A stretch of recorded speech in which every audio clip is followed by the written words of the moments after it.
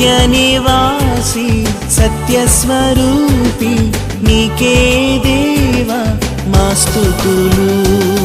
హృదయపూర్వక ఆరాధన మహిమ రాజుకే సమర్పణ. హృదయపూర్వక ఆరాధన మహిమ రాజుకే సమర్పణ. హల్లెలూయా. దేవునికి మహిమ కలుగును గాక. దేవుడు మనం ప్రేమించి మనకిచ్చిన ఈ సమయాన్ని బట్టి దేవుని నామాన్ని స్తుతిస్తున్నాం.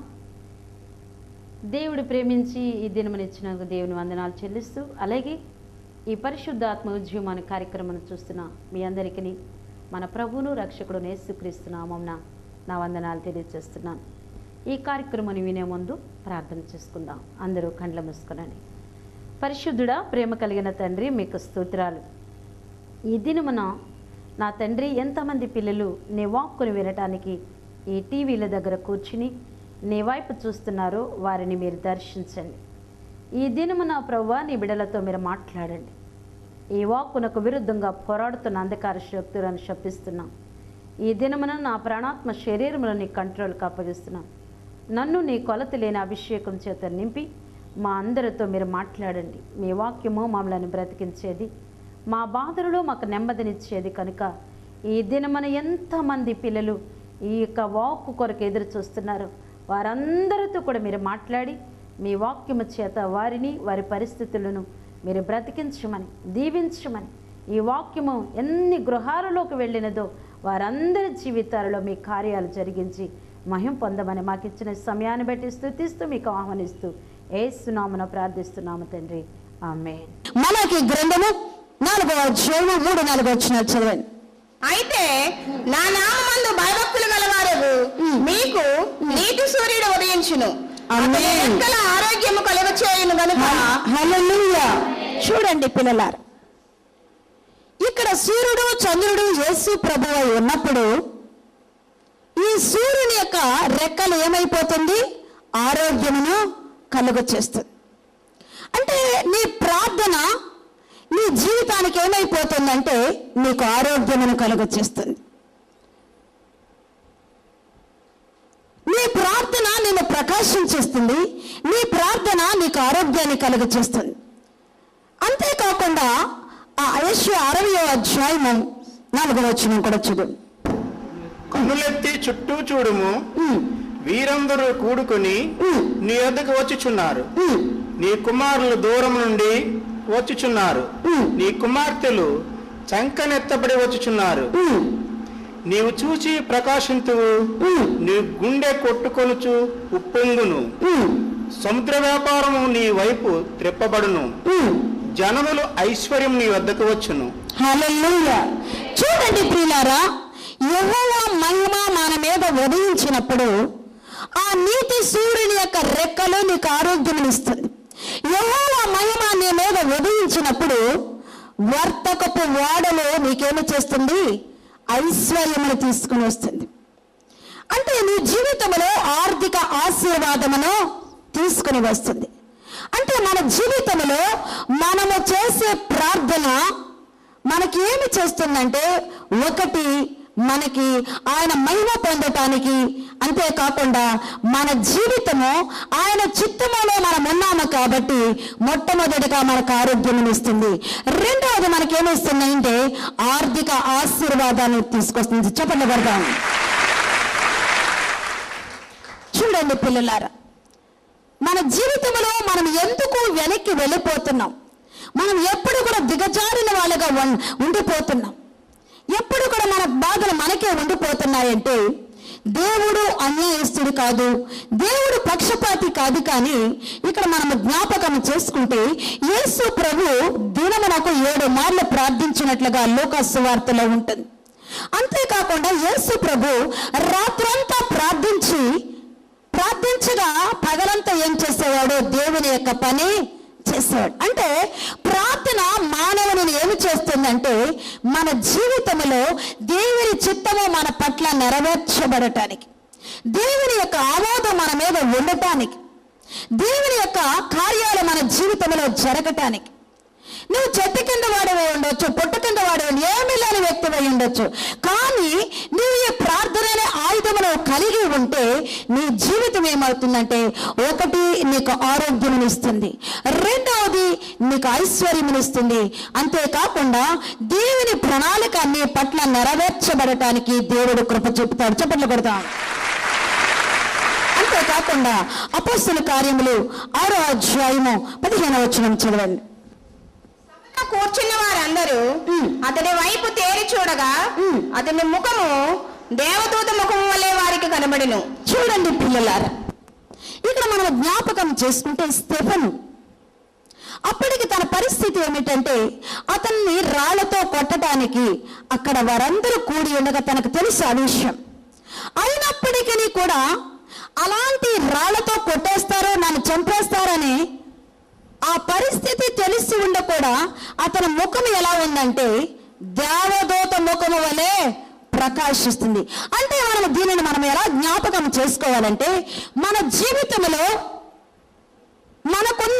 మనకి వచ్చే అడ్డులు, ఆటంకాలు, బాధలు, ఇరుకులు ఇవన్నీ కూడా యేసు ప్రభు ఎదుట మనం ఎన్నడూ కూడా మనము భయపడవలసిన అవసరము లేదు. ఎందుకంటే ఇక్కడ స్టెఫెను తన మరణించుతాడు అన్న తెలిసి ఉండి కూడా అంటున్నాడు, అక్కడ ముఖం ఎలా ఉందంటే దేవదూత ముఖము వలె తన ముఖము ప్రకాశిస్తుంది. అంటే నీ జీవితంలో ఎందుకు ప్రకాశిస్తుంది అంటే, ఇదిగో నేను బ్రతికితే క్రీస్తు కొరకు, చనిపోతే వాడబారని కిరీటము కొరకు. అంటే ఇప్పుడు నేను చనిపోతానని తెలిసినా కూడా ఇప్పుడు నేను ఎక్కడ ఉంటాను? నేను పరలోకములో ఉంటాను. నా కొరకు ఏమన్నది? నీతి కిరీటం అన్నది. నా కొరకు ఏమన్నది? తరగని మరి యుగ యుగములు ఆయనతో కలిసి నివసించడానికి ఆయన సామ్రాజ్యం అన్నది.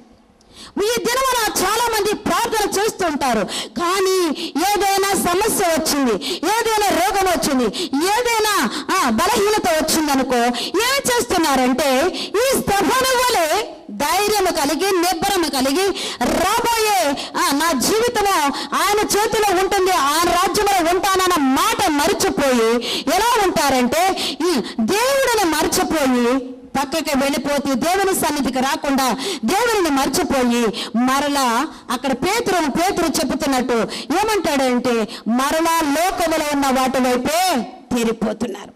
కనుక అలాంటి వారు దేవుని యొక్క చిత్తము నెరవేర్చబడటానికి దేవుడు అన్నడు కూడా సహాయం చేయడు. అంటే మన జీవితంలో ఎన్ని పరిస్థితులు ఎదురైనప్పటికీ మనం ఎలా ఉండాలంటే దేవుని యొక్క సన్నిధిలో మనము ఆయన ఎదుట ఆయన చిత్తము నెరవేర్చబడటానికి భయము లేని వ్యక్తులుగా మనం ఉండాలి, ధైర్యము కలిగిన వ్యక్తులుగా మనం ఉండాలి. అక్కడ మరణము దగ్గరకు వచ్చినా కానీ స్టెఫెను ఎలా ఉన్నాడంటే నేను బ్రతుకుంటే క్రీస్తే, చావైతే నాకు లాభం. అంటే పౌలు వలె ఇతను కూడా ధైర్యముగా ఉన్నాడు. మన జీవితంలో కూడా ఇలాంటి పరిస్థితి, ఒక మరణ పరిస్థితే కావచ్చు, ఒకవేళ భయంకరమైన శోధనలే రావచ్చు, ఎలాంటి పరిస్థితి వచ్చినప్పుడు కానీ నీవు దేవునిలో ఉన్నప్పుడు నీకేమీ ఉంటుందంటే ధైర్యం ఉంటుంది. ఈ పరిస్థితి నేను ఎదుర్కోగలను, ఈ పరిస్థితి నేను దాటి వెళ్ళగలను, ఈ పరిస్థితిలో నాకు జయం ఉంటుంది, ఈ పరిస్థితిలో నాకు విజయం ఉంటుందని నువ్వు ధైర్యంతో ఏం చేస్తావంటే నువ్వు దాటటానికి దేవుని యొక్క సన్నిధి నీకు సహాయం చేస్తుంది. హల్లెలూయా, హల్లెలూయా. కనుక నా ప్రియమైన వారలారా, ఈ దినమున మన జీవితంలో ఈ ప్రార్థన పరమనన్న ఆశీర్వాదాలు భూమి మీదకు తీసుకొస్తుంది. ఈ ప్రార్థన నేనేమి చేస్తుందంటే నీ పాత రోత జీవితం అంతా తొలగించి నీ ముఖాన్ని ఎలా చేస్తుందంటే నీ ముఖాన్ని నీ మనస్సు మారినట్లుగా చేస్తుంది. నీ మనసు ఎప్పుడైతే మారుతుందో దేవుడు ఏమంటున్నాడంటే ఇదిగో లెమ్మో తేజురిల్లుమో, నా మహిమ నీ మీద ఇప్పుడు కనబడుతుంది.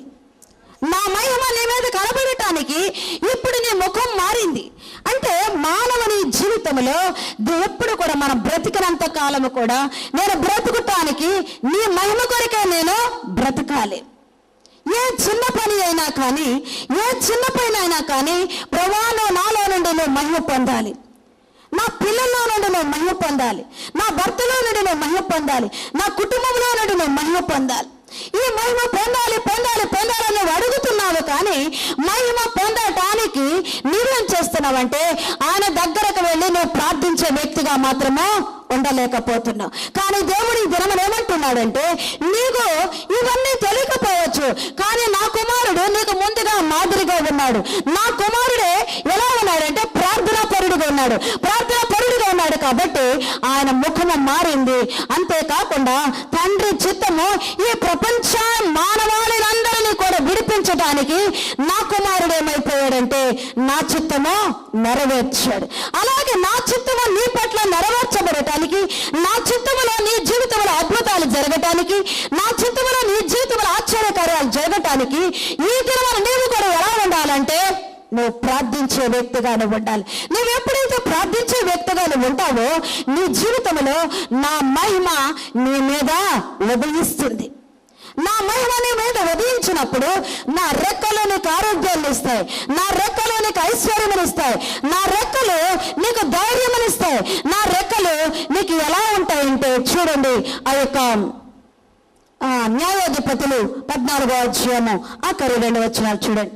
హల్లెలూయా. ఆత్మ అతని మీదికి మరలా రాగా అతడు అష్కెలోనుకు పోయి వారిలో 30 మందిని చంపి వారి సొమ్మును దోచుకొని తన విప్పుడు కథ భావమును చెప్పిన వారికి బట్టలనిచ్చెను. అతడు కోపించి తన తండ్రి ఇంటికి వెళ్ళగా అతని భార్య అతడు స్నేహితునిగా భావించుకొనిన అతని చెలికానునికి ఇయ్యబడెను. చూడండి పిల్లలారా, ఇక్కడ మనం జ్ఞాపకం చేసుకుంటే మన ముఖ రూపము మారింది అంటే ఇంకొక అర్థం ఏమిటంటే మనము దేవుని యొక్క ఆత్మను మనము పొందుకుంటాం.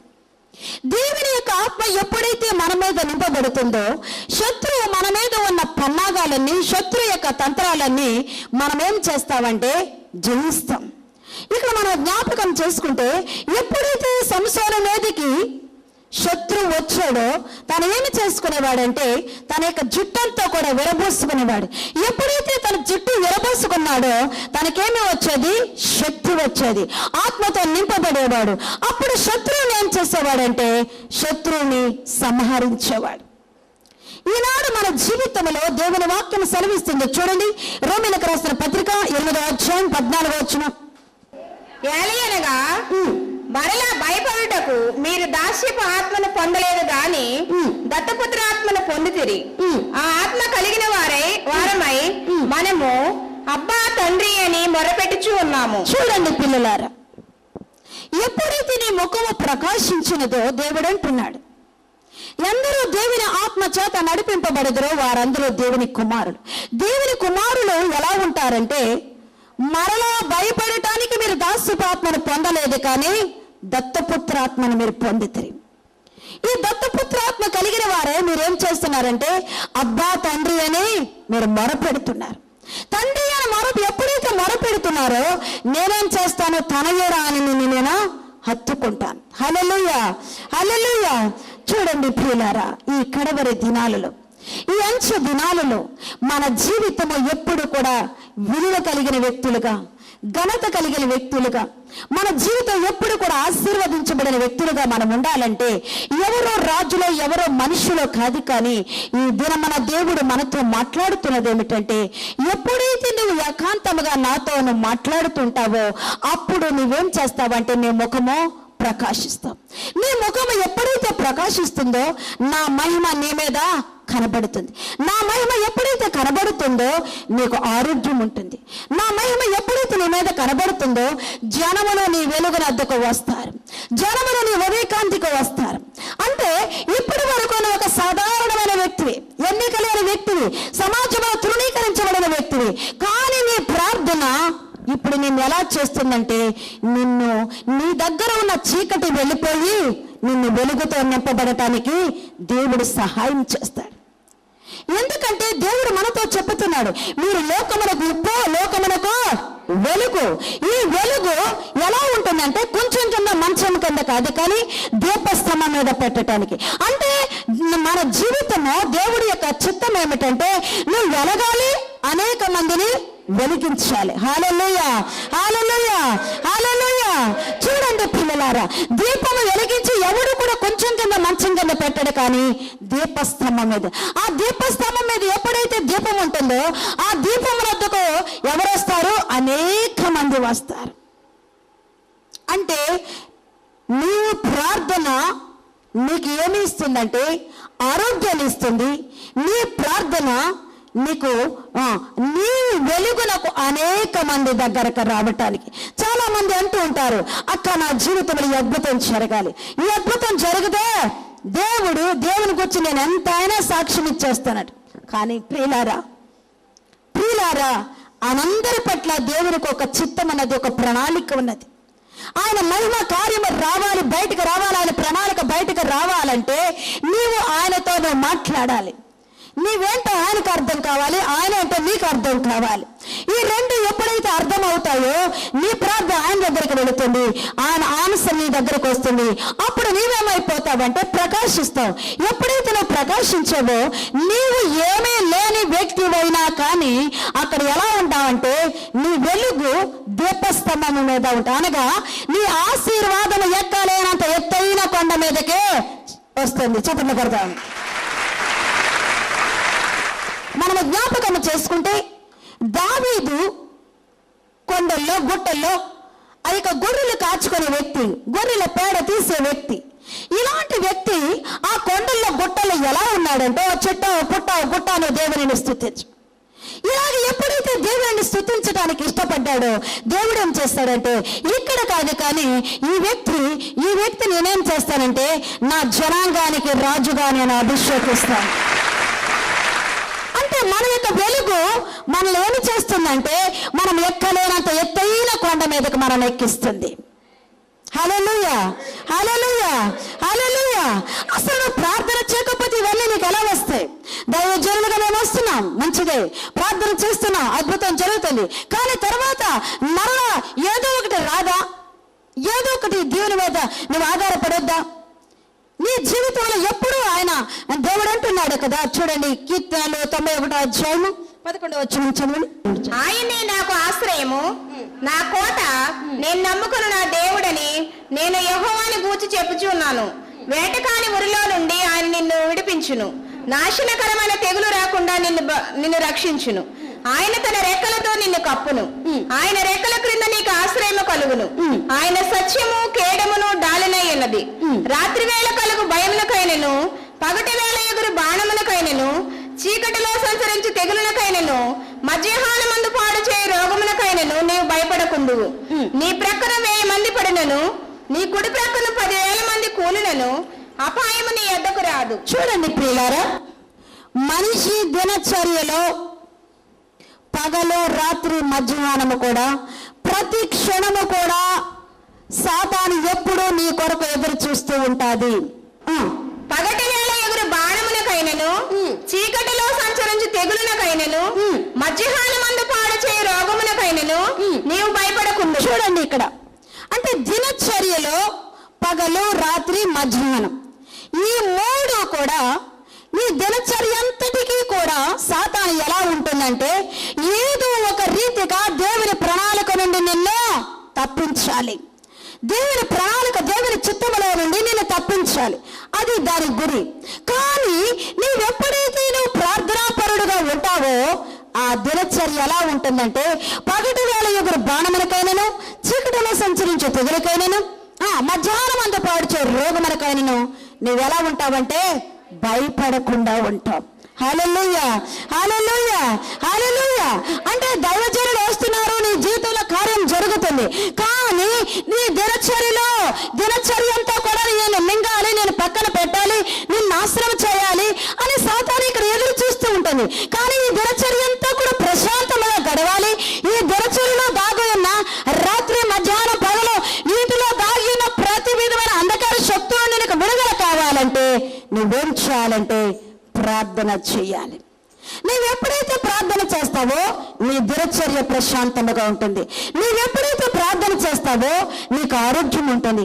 నీవెప్పుడైతే ప్రార్థన చేస్తావో నీలో నుండి చీకటి వెళ్ళిపోయి నీ వెలుగుతో నింపబడతావు. నీవెప్పుడైతే ప్రార్థన చేస్తావో జనముల ఐశ్వర్యము నీ వద్దకు వస్తుంది. నా పేరు ఆనందరాణి. మా అమ్మాయికి ప్రెగ్నెన్సీ వచ్చింది, చాలా వామిటింగ్స్ ఉన్నాయి. అయితే టెస్టింగ్కి తీసుకపోతే గాల్ బ్లాడర్లో స్టోన్ వచ్చిందని చెప్పింది. అయితే ఇక్కడ మిషన్ హాస్పిటల్ ఇక మాకు చాలా కష్టంగా ఉండే, అసలు హాస్పిటల్కి పెట్టుకోలేని స్థితిలో మేము ఉంటుంది. ఇక ప్రేయర్ చేసుకొని హాస్పిటల్కి తీసుకుపోయినాము. అప్పుడే సిస్టర్ గారు ఇక్కడికి వచ్చారు. బాగా అంటే అసలు బ్రతుకుతుందా లేదా అన్న మాకు బాగా టెన్షన్గా ఉండే, చాలా వామిటింగ్స్ అవుతున్నాయి, తింటలేదు, అసలు ఉంటుందా లేదా అని అంత టెన్షన్గా ఉండే. అప్పుడు మేము హాస్పిటల్ ఉన్నప్పుడే సిస్టర్ గారు ఇక్కడికి వచ్చారు. అయితే మా తోటికోడలు వాళ్ళంతా ప్రేయర్కి వచ్చారు, మేము హాస్పిటల్లో ఉన్నాం. అయితే ప్రేయర్ చేపియమ్మా అని మా తోటికోడలు చెప్తే ఇక సరే అని చేపించారు. కొంచెం బాగా అయింది. తెల్లవారి వాళ్ళ అమ్మాయిని తీసుకురా అమ్మ అంటే ఇక్కడికే తెల్లవారి తీసుకొని వచ్చినాం. సిస్టర్ గారు ప్రేయర్ చేసిర్రు. వామిటింగ్స్, ఆ నొప్పి, ఇక్కడ మంట అనేది తగ్గింది, దేవునికి స్తోత్రము. మళ్ళీ కొంచెం వాళ్ళ ఫ్యామిలీలో ప్రాబ్లమ్స్ ఉండే, చిన్న ప్రాబ్లమ్స్. పోయినసారి పాపను తీసుకొని వచ్చిన, మీరు అందరు చూసి ఉంటారు, ప్రెగ్నెన్సీ ఉండే. అయితే ఆ సిస్టర్తో ప్రేయర్ చేయించిన, దేవునికి స్తోత్రము. మళ్ళీ ఆయన మా పాపను తీసుకొని వెళ్ళాడు. హల్లెలూయా. మీ పాప ఎన్నాళ్ళు అయింది వచ్చేసి అబ్బాయి దగ్గర నుంచి? 3 months. ఆ అబ్బాయి మరి ఈ అమ్మాయికి డైవర్స్ కూడా ఇచ్చేస్తానన్నాడు, ఈ అమ్మాయిని తీసుకుని వెళ్ళనన్నాడు. అయితే ఈ అమ్మాయిని అబార్షన్ కూడా చేయించుకోమన్నాడు. అయితే ఇది దేవుడు ఇచ్చింది కాబట్టి నువ్వు అబార్షన్ చేయించుకోవడానికి వీల్లేదు అని అన్నప్పుడు దేవుడు ఆ గాల్ బ్లాడర్లో ఉన్న బలహీనతను కూడా తొలగించి మరి ఆ ప్రెగ్నెన్సీని కూడా స్థిరపరిచి, అంతేకాకుండా ఏ భర్త అయితే అసహించుకున్నాడో ఆ భర్తే మీ వాళ్ళందరినీ తీసుకుని వచ్చి నాతో కాపురము చేయి. హల్లెలూయా. మన దేవుడు గొప్పవాడు. అండి, నేను భద్రాచలం నుంచి వచ్చాను. ఇక్కడ సిస్టర్ గారికి వందనాలు, కూడి వచ్చిన వారందరికీ వందనాలండి. ఏమండి, నేను గత ఒక 5-6 నెలల నుంచి, 1 సంవత్సరం నుంచి వచ్చుతున్నాను. కానీ తెలియని రీతిగా ఒక 2 నెలల నుంచి రావట్లేదు, నా పని కారణాల వల్ల. అనుకోకుండా నేను గత నెలలో హైదరాబాద్ వెళ్ళానండి. ఒక ఫంక్షన్ ఉంటే, గృహప్రవేశం ఉంటే వెళ్ళాను, వచ్చాను. వచ్చిన కాడ నుంచి అండి తెలియకుండా నా తలలో మొత్తం తిరుగుడు మొదలైందండి. అసలు మీరు చెప్తే నమ్మరు, 2 రోజులు నేను బాధపడ్డాను. 3వ రోజు డాక్టర్ గారి దగ్గరికి వెళ్ళాను. సిస్టర్ ప్రేయర్ చేద్దామంటే 2 నెలల నుంచి నేను చర్చికి మన ప్రేయర్కి వెళ్ళట్లేదు కాబట్టి ఏమన్నా అనుకుంటారన్న ఉద్దేశంతో నేనైతే చేయలేకపోతున్నాను. అయినా కానీ హాస్పిటల్కి వెళ్ళాను, ఆ ట్యాబ్లెట్లు తెచ్చాను, వేసుకోలేదు, పక్కకే పెట్టాను. అలాగే మళ్ళీ నేను బాధపడుతున్నాను. అట్లాగే ఉదయం నుంచి మధ్యాహ్నం దాకా బాధపడినాన్ని. ఫోన్ చేసిన వెంబటే సిస్టర్ గారు నా గురించి తప్పకుండా ప్రేయర్ చేశారు. ప్రేయర్ చేసి నీ మీద ఏదో షాడో లాగా ఆవరించింది, నువ్వేదో ఊరు వెళ్ళావు అని చెప్పారండి. సిస్టర్కి నేను ఊరు వెళ్ళిన విషయం అయితే తెలియదు. నేను హైదరాబాద్ వెళ్ళాను, వచ్చాను. సిస్టర్ ప్రేయర్ చేసిన 1 గంట సేపటికి మొత్తం రిలీఫ్ అయ్యాను. అప్పటి నుంచి అయితే నాకైతే ఎట్టి బాధ లేదండి. అలాగే నా కుటుంబంలో కూడా ఇక్కడికి వచ్చిన కాడ నుంచి అన్ని మేలులు మంచిగానే జరుగుతున్నాయి. నా చిన్న బాబు విషయంలో కూడా ఓసారి ఎట్లాగే దెయ్యం పట్టిందనేసి సిస్టర్ గారు చెప్పారు ఏదో ఊరు వెళ్ళినప్పుడు. ఆ బిడ్డకు కూడా మంచి తగ్గింది. మా కుటుంబం గురించి తప్పకుండా మీరు అందరూ ప్రార్థించాలి సిస్టర్ గారు. హల్లెలూయా. కనుక మన దేవుడు మనము ఏ రీతిగా కోరుకుంటామో ఆ రీతిగా దేవుడు మనకి దొరుకుతాడు. హల్లెలూయా, హల్లెలూయా. పరిశుద్ధుడా, ప్రేమ కలిగిన తండ్రి, మీకు స్తోత్రాలు. ఈ దినమును నాయన ప్రకాశించుటకు ప్రార్థన. మాకు ప్రభు అనే యేసు క్రీస్తే నాయన మాదిరిగా ఉన్నారని, అలాగే మా బ్రతుకులలో కూడా నా తండ్రి యేసు ప్రభు తండ్రి చిత్తమును నెరవేర్చటానికి ఏ రీతిగా నాయన మాకు మాదిరిగా ఉన్నారో అలాగే మీ చిత్తమును మేము నెరవేర్చటానికి ఈ దినమున మేము ప్రకాశించాలని, ప్రకాశించుటకు ప్రార్థన ఎంతో అవసరమని మీరు మాతో మాట్లాడినందుకు వందనాలు. ఎంతమందిని ఈ దినమని మీరు దర్శించారో, వారితో మీరు మాట్లాడారో, వారి జీవితాలలో నాయన ప్రార్థన ద్వారా వారు ప్రకాశించటానికి మీరు సహాయం చేయండి. ఈ సమయమందు నా తండ్రి ఎంతమంది రోగులుగా ఉన్నారో బాబు, వారిని మీరు దర్శించండి. ఎంతమంది నాయన ఈ సమయంలో నా తండ్రి ఈ పరిశుద్ధాత్మ ఉజ్జీవాన్ని కార్యక్రమం చూస్తున్న ప్రతి ఒక్కరిని కూడా ఈ దినమున దర్శించండి నాయన. ఈ సమయంలో నీవు నాకు ఇచ్చిన అధికారముతో నా తండ్రి ఎంతమంది అయితే చల్లారిపోయారో, ఎంతమంది అయితే నాయన ఈ దినమున నీవు అని దేవుడు అని తెలుసుండి కూడా నీ రుచిని ఎరిగి మరలా చల్లారిపోయారో వారందరినీ ఇప్పుడే మీరు లేవనెత్తండి. ఈ దినమున నీ వాక్యము ద్వారా ఎంతమంది బలపరచబడ్డారో వారిలో మీ యొక్క అగ్ని అభిషేకం చేత నింపండి. ఎంతమంది రోగులుగా ఉన్నారో, సంతానము లేని వారు ఎంతమంది ఈ స్థలములో నీ వాక్యమును చూస్తున్నారో ప్రభువా, ఇప్పుడే నీవు నాకు ఇచ్చిన అధికారముతో మూయబడిన వారి గర్భ ద్వారములు తెరవబడును కాక, యేసు నామముల వారికి సంతానము కలుగును కాక. శక రబ దూరి బార నాయనా మీకు స్తోత్రాలు. అలాగే అనేక అప్పుల చేత, అనేకమైన సమస్యల చేత, దీర్ఘకాల రోగాల చేత, దీర్ఘకాల సమస్యల చేత నాయన ఎంతమంది ఈ స్థలంలో ఉన్నారో వారికి ఉన్న ప్రతి పరిస్థితి నుండి విడిపించి విడుదల ఆశీర్వాదాలతో నింపండి. నిరుద్యోగులకు ఒక ఆధారాన్ని మీరు ఇవ్వండి. ఎంతమంది ఈ స్థలంలో కుటుంబాలు విడిపోయి భార్య భర్తలు బిడలు దూరమై ఉన్నారో వారి కుటుంబాలు మీరు కట్టండి. అలాగే ఈ సమయం అందు పరిశుద్ధాత్ముడా నీకు వందనాలు. ఎంతమంది అప్పుల చేత బంధింపబడ్డారో వారికి మీ యొక్క పరలోక ద్వారాలు విప్పి వారిని ఆదుకోండి, ఆశీర్వదించండి. ఇదిగో మీ ఆశీర్వాదాలకు మీ చిత్తములకు విరుద్ధముగా ఉన్న వాటిని గద్దిస్తున్నాను. నీ కృపలో శిఖర బదురి బాబారి కందర రియాందర హతురి కలర్ నాయన ఇప్పుడే నా తండ్రి మీకు స్తోత్రాలు. నాయనా మీకు వందనాలు. క్యాన్సర్ రోగులు, ఎయిడ్స్ రోగులు, ఎంతమంది టీబీ వ్యాధితో నాయన బాధపడుతున్నారు వారందరినీ ఇప్పుడే తాకి స్వస్థపరచండి. ఈ రీతిగా ప్రభువా దీర్ఘకాల సమస్యలతో బంధింపబడిన వారికి విడుదల దయచేయండి. కోర్టు చిక్కులతో ఉన్న వారికి మీరు విడుదల దయచేయండి. అదే రీతిగా నా తండ్రి చెప్పుకోలేని సమస్యల చేత బంధింపబడిన వారికి విడుదల దయచేయండి. తల్లిదండ్రుల మాట వినకుండా సమాజంలో నీకు అవిధేయులుగా జీవిస్తూ తల్లిదండ్రులు దుఃఖపెడుతున్న పిల్లలను ఒక్కసారి మీరు దర్శించి వారి జీవితాలను మీరు బాగు చేయండి. సమాజానికి మహిమ, సమాజానికి ఆశీర్వాదం, నీకు మహిమ, తల్లిదండ్రులకు ఆశీర్వాదకరముగా బిడ్డల నుంచమని ఈ దినమని ఈ కార్యక్రమం చూస్తున్న వారందరి యొక్క కన్నీటిని తుడిచి వారి దుఃఖాన్ని నాట్యముగా మార్చమని, ప్రజలను దీవించమని, ఆశీర్వదించమని, ఈ ఎపిసోడ్ ద్వారా అనేకుల కన్నీళ్లు తుడిచి నీ సాక్షులుగా వెలిగించమని నిత్యముగా నాకు ఇచ్చిన అధికారంతో ఈ బిడ్డలను దీవిస్తూ మీ దీవెనలు పిల్లల మీదకి రిలీజ్ చేస్తూ స్వస్థపరచు, మీ సాక్షులుగా నిలిపి మహిమ పొందమని యేసు నామమున ప్రార్థిస్తున్నాం పరమ తండ్రి. ఆమేన్.